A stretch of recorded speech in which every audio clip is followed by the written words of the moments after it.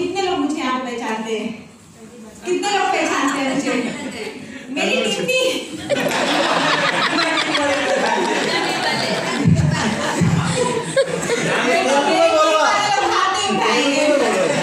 Madam नाम सुना था आपका। एक समय ऐसा था कि जब मुझे कोई नहीं पहचानता था। इवन मुझे आदिलाबाद में भी कोई नहीं पहचानता था। नॉट ओनली फैमिली मेंबर्स, अर्चना भाभी जो मेरे हस्बैंड की फ्रेंड की वाइफ है वो भी नहीं पहचानती थी, अनामिका भाभी नहीं पहचानते थे, कोई नहीं पहचानता था। बट आज मुझे लगता है कि बहुत सारे वेस्टिजर्स मुझे पहचानते हैं।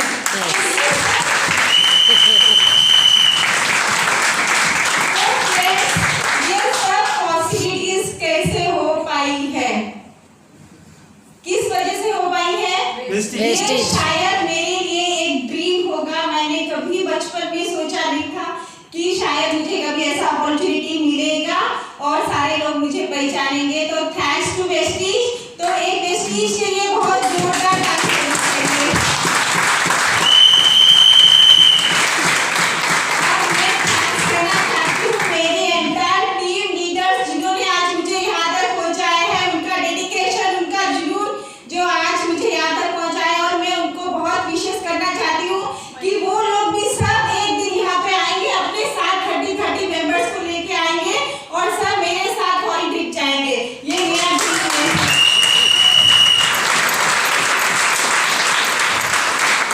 मैं बचपन से एक ड्रीमर रही हूँ, लेकिन मेरे फाइनेंशियली कंडीशन मेरे पापा की बिल्कुल अच्छी नहीं थी और हम सब ने बहुत सारी प्रॉब्लम्स फेस की। लेकिन जब भी मैं किसी की गाड़ी देखती थी, कोई अच्छे जो मिलीनियर्स का नाम सुनती थी, तब मेरे अंदर आता था कि ये लोग होते कौन है, इन लोगों के बारे में ऐसे क्यों कहा जाता है, ये होते कौन है। टाटा बिरला ये सब मेरे नाम सुना था, बट मेरे अंदर ऐसा होता था कि शायद मुझे कोई ऐसा मौका जिंदगी में मिलेगा तो मैं भी ऐसा मुकाम कर पाऊंगी कि मुझे भी लोग पहचानेंगे और मेरा नाम भी एक दिन होगा। और डेफिनेटली वेस्टीज की बदौलत मैं बहुत बड़ा नाम करना चाहती हूँ। मुझे पता नहीं है कि मैं कहाँ तक जाऊंगी। ये ब्रांड एम्बेसडर लेवल होता क्या है मुझे पता नहीं है, और ये करना कैसे ये भी नहीं पता है, बट मुझे वहां तक जाना है। मुझे वहां तक पहुंचना है। मुझे पता नहीं है मुझे उसके लिए क्या करना होगा, क्या करना है, कैसा होगा, हो पाएगा कैसा, लेकिन मुझे वहां तक जाना है। उसके लिए मैं पूरा मेरा डेडिकेशन कमिटमेंट लेके काम करूंगी इसके लिए। और बचपन से जब मैं किसी को देखती थी कि गाड़ियों में बैठ के जाते हैं, शान से गाड़ियां चलाते हैं, और हमारे पास गाड़ी नहीं होती थी, अभी तो है तो मैं दूसरों की गाड़ी में कभी बैठ के जाती, तब मेरे अंदर बहुत फील होता था कि काश मैं क्यों नहीं ऐसे कर पाती हूँ। मैं बचपन से बहुत बड़ी ड्रीमर रही हूँ और वो ड्रीम मैंने बचपन से आज तक संजो के रखा था, लेकिन मुझे कोई मौका नहीं मिला। मेरी शादी बहुत छोटी सी एज में हो गई थी और मैं एक सिर्फ हाउस वाइफ ही बन के रह गई थी। लेकिन कभी भी मैं किसी के बारे में सोचती थी, सुनती थी, तो मुझे अंदर से रोना आता था। कभी कभी मैं रूम में अकेले बैठ के घंटों रो लेती थी, लेकिन मुझे कोई ऐसा सक्सेस पाने का मौका नहीं मिला था। ये शायद बातें मेरे हस्बैंड को पता भी नहीं होती थी। मैं अकेले सब कुछ ये दुख झेल लेती थी अकेली। और आज मेरे साथ इस बिजनेस में मेरे हस्बैंड भी आए हैं, उनका बहुत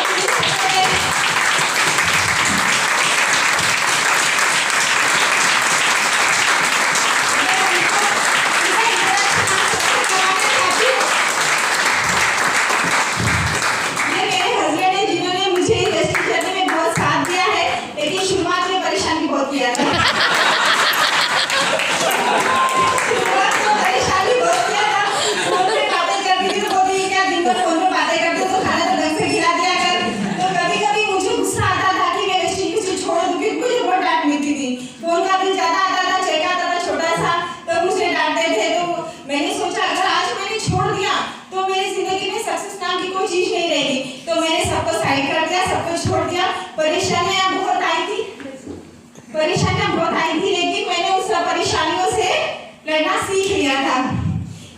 कठिनाइयों ने रोका मुझे है, औरों ने अक्सर टोका मुझे है, फिर भी नहीं हारा हूँ मैं निरंतर बढ़ रहा हूँ।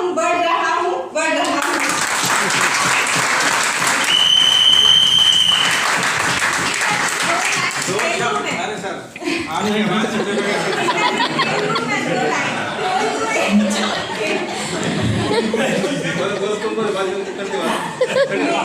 फिर मुझे लगा कि मुझे सक्सेस पाना है, मेरा एजुकेशन कुछ नहीं है, पढ़ाई कुछ नहीं है, मुझे कुछ आता नहीं है, सक्सेस मिलेगी कहाँ? सक्सेस की भूख तो इतनी ज्यादा है, जैसे कि आलोक सर ने, हिरेन सर ने अभी बताया था कि हम शेर हैं और शेर को भूख कैसी होती है? वो शिकार करने के लिए भी कुछ देखता नहीं है। तो वैसी भूख मेरे अंदर थी और मैं शिकार ढूंढ ही रही थी। ढूंढते मुझे वेस्टिज मिल गया और इसके पहले मुझे लगता था कि मुझे इंग्लिश सीखनी चाहिए, मुझे कंप्यूटर क्लास ज्वाइन करना चाहिए। तो मैंने इंग्लिश क्लास ज्वाइन करी तो वहाँ पे भी मैं टॉपर थी। बचपन से ही मेरा एक था कि जो भी काम मैं हाथ में लूँ, हर एक काम में टॉपर आना है मुझे, हर एक काम, चाहे पढ़ाई हो, चाहे बच्चों को संभालने का भी हो। मेरे हस्बैंड को बहुत अच्छे से पता है कि मैं बच्चों को कैसे संभाल के मैंने आज यहाँ तक लाया है। आज वो भी बहुत प्राउड फील करते हैं और आज बिजनेस में मेरे दोनों बच्चे मेरे साथ, पता है मेरी बोधर टीम, मेरी एंटायर टीम को सबको पता है कि मेरे बच्चे कितना साथ देते हैं। तो मैंने इंग्लिश क्लास ज्वाइन करी तो वहाँ भी टॉपर रही। और वहाँ पे जो जिया सर थे, उन्होंने पूछा कि मुझे, मैडम आप करते क्या हो? तो मैंने बोला सर करती कुछ नहीं हो, बट कुछ करने के लिए आई हूँ, सीखने के लिए। तो सर ने बोला मैडम आप क्या बात कर रहे हो, आप कुछ नहीं करते हो? मुझे तो लगता है कि आप बहुत बड़ा कुछ करते होंगे। मैंने नहीं सर मैं कुछ नहीं करती। तो उन्होंने मुझे एक प्रोजेक्टर पे संदीप माहेश्वरी का वीडियो दिखाया। इसके पहले मैं संदीप माहेश्वरी को नहीं पहचानती थी, मैंने कभी नाम नहीं सुना था। उनका एक वीडियो दिखाया था और वो वीडियो देख के मेरे अंदर एक जुनून सा पैदा हो गया और उस रात मैं सोई नहीं, सारी रात में उनके वीडियोस देखती गई और 3 दिन में मैंने उनके 100 वीडियोस देखे। 3 दिन में मैंने उनके 100 वीडियोस देखे और मुझे नींद नहीं, कुछ नहीं, इतना पागलपन, इतनी जिद, इतना जुनून सवार हो गया एक पागलों की तरह। वो जो एक शिकारी शेर कैसे शिकार को ढूंढने के लिए चल पड़ता है, वैसे मैं चल पड़ी ढूंढने के लिए। तो फिर सर ने बोला कि सुनीता जी आप ऐसा अपना लाइफ वेस्ट मत करिए, आप कुछ ना कुछ जरूर करिए। तो मैंने कंप्यूटर क्लास ज्वाइन किया। उसके बाद में भी फिर मुझे कुछ नहीं मिला। फिर किस्मत से मुझे वेस्टिज मिल गया, किसी के थ्रू किसी ने मुझे स्पॉन्सर किया था। आज वो वर्किंग में नहीं है। तो मेरे great mentor Mayank Soni sir, जिनके गाइडेंस से मैं और मेरी पूरी एंटायर टीम यहाँ तक पहुंची है।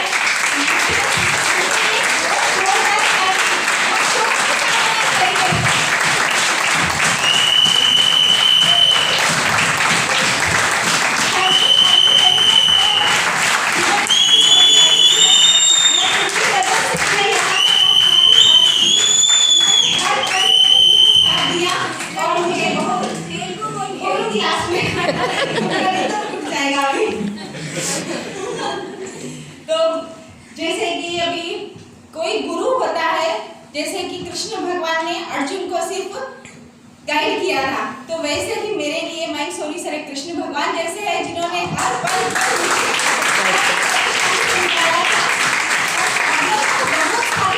बहुत सारी आती है और मेरे साथ भी प्रॉब्लम्स आई।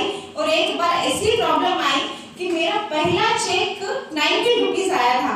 उसके बाद मेरा 4th मंथ में डायरेक्टरशिप हुआ था, 13,000 का चेक लिया था मैंने ब्रॉन्ज डायरेक्टर के इस पे, और हर महीने चेक आता था। बट 1 साल के बाद भी एक बार मैंने मेंटेन नहीं किया था, 200 पीवी कम लग गया था। तो मुझे डर किससे लगता था पता? इनसे लगता था। जेब में पैसा था नहीं 200 पीवी मेंटेन करने के लिए, अब करूँ तो कहाँ से करूँ? तो मैंने मेंटेन नहीं किया और सर का कॉल आया था, बोले सुनीता जी कैसा चल रहा है क्लोजिंग में? बोली सर क्लोजिंग चल रहा है, मैं मीटिंग में हूँ। तो बोले क्या बात करते हो, क्लोजिंग चल रहा है आप मीटिंग में हो? बोले नहीं सर मुझे तो टेंशन है। तो बोले मानना पड़ेगा आप भी काबिल है। तो बोले क्लोजिंग के दिन आपका मेंटेन नहीं रहा, आप मीटिंग कर रहे हो। तो फिर उसके बाद कुछ दिन बाद में मेरी टीम में राजश्री ताई जो है 1 साल हो गया था उनको ज्वाइन होके, तो इन्होंने मुझे पुणे चलने के लिए बोला था मीटिंग में। तो पुणे चलने के लिए इन्होंने बोला था, तो शुभम ने मेरी, उनकी और कुछ श्वेता और कोई साथ में गए तो उनकी ऑनलाइन टिकट सबकी बुक करवाई थी। और जब मैं पुणे के लिए घर से निकली थी, मैं आज सबको बता रही हूँ ये बात, किसी को इनको भी पता है इनको भी पता है, आज बता रही। मैंने सर को बोला ना कि जो आज तक किसी को नहीं पता था ना, आज बताने वाली हूँ। उस टाइम पे मैम मेरे पर्स में 10 रुपए थे, सिर्फ 10 रुपए मेरे पर्स में थे और मुझे जाना था पुणे। इनसे मांग नहीं सकती थी, बोले क्या विशेष लगा के रखा है, 10-12 हज़ार का चेक आया, 20 लाख खर्चा करके आएगी।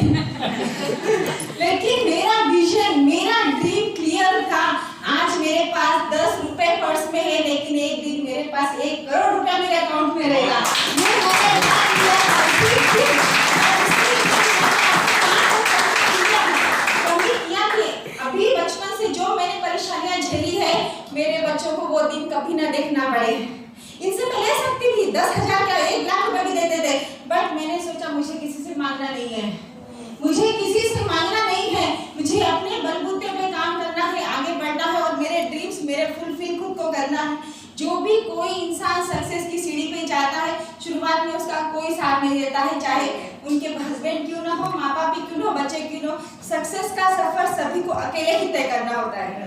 सक्सेस का सफर अकेले ही तय करना होता है। और जब सक्सेस पास आती है तब काफी कुछ होता है। सक्सेस जब पास आती है तो सारे लोग पीछे आ जाते हैं फ्रेंड्स।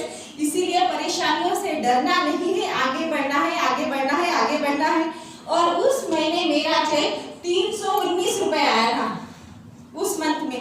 तब मुझे बहुत फील हुआ, बहुत अंदर से दर्द हुआ, दुख हुआ।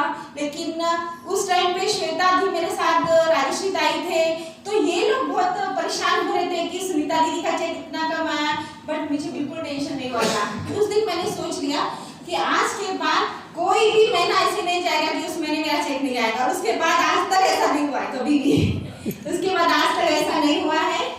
और अभी हमको सबको क्या करना है, परेशानियों को बिल्कुल देखना नहीं। प्रॉब्लम सबके साथ आती है, लेकिन हमको आगे बढ़ना है, आगे बढ़ना है, आगे बढ़ना है, आगे बढ़ना है और हमको करना है। और संदीप माहेश्वरी का एक डायलॉग जो है वो मेरा बहुत फेवरेट डायलॉग होता है। वो हर सेशन में मैं बोलती हूँ कि अपने फील्ड के पक्के खिलाड़ी